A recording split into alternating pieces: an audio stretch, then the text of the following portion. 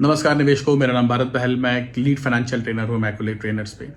आज हम बात करते हैं डी डॉलराइजेशन के बारे में। अब डी डॉलराइजेशन का मतलब क्या है और डी डॉलराइजेशन दुनिया क्यों करना चाहती है?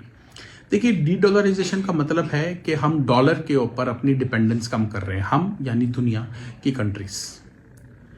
डॉलर दुनिया का लगभग 59% करेंसी बनाती है और उसके बिल्कुल पास में कौन आता है?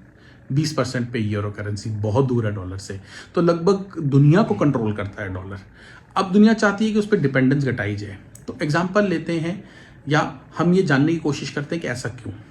पहली चीज़, मान लो मुझे कोई भी चीज़ बाहर से इंपोर्ट करनी है या कोई भी चीज़ एक्सपोर्ट करनी है, उसकी पेमेंट डॉलर्स में। मुझे बाहर से कच्चा तेल मंगवाना है तो डॉलर्स में लेना पड़ेगा, और मेरी कोई चीज़ बाहर जाती है तो उसकी पेमेंट भी मुझे डॉलर में होगी। अब डॉलर मेरे पास इकट्ठे हो गए, अब इसे कहीं तो रखूंगा, कुछ ब्याज तो मिलेगा नहीं मुझे ऐसे रखने का, तो मेरे को इसको यूएस बॉन्ड या यूएस ट्रेजरी में डालना पड़ता है जहां पे मुझे इंटरेस्ट मिलता है।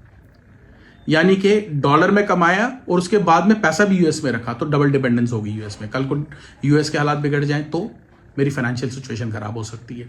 दूसरा कारण, यूएस डॉलर को यूज करता है अपनी पॉलिटिकल एम्बिशंस को पूरा करने के लिए। जैसे रशिया यूक्रेन की वॉर को देखिए, यूएसए ने यूक्रेन का साइड लिया तो उस वजह से उसने क्या किया, रशिया के जितने भी डॉलर में एसेट्स थे उनको फ्रीज कर दिया।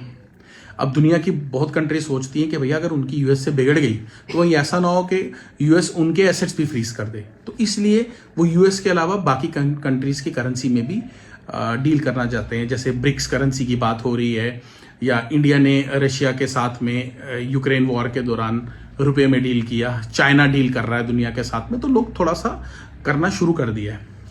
और तीसरा जो कारण है वो ये है कि दुनिया का सबसे बड़ा कर्जदार कौन है? यूएस।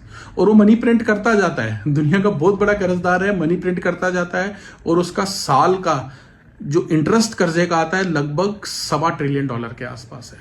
कल को यूएस ने डिफॉल्ट कर दिया और 60% करेंसी है वर्ल्ड की, तो दुनिया पे कितना बड़ा इंपैक्ट होगा। तो ये 3 कारण हैं जिसकी वजह से दुनिया डी डॉलराइजेशन करना चाहती है।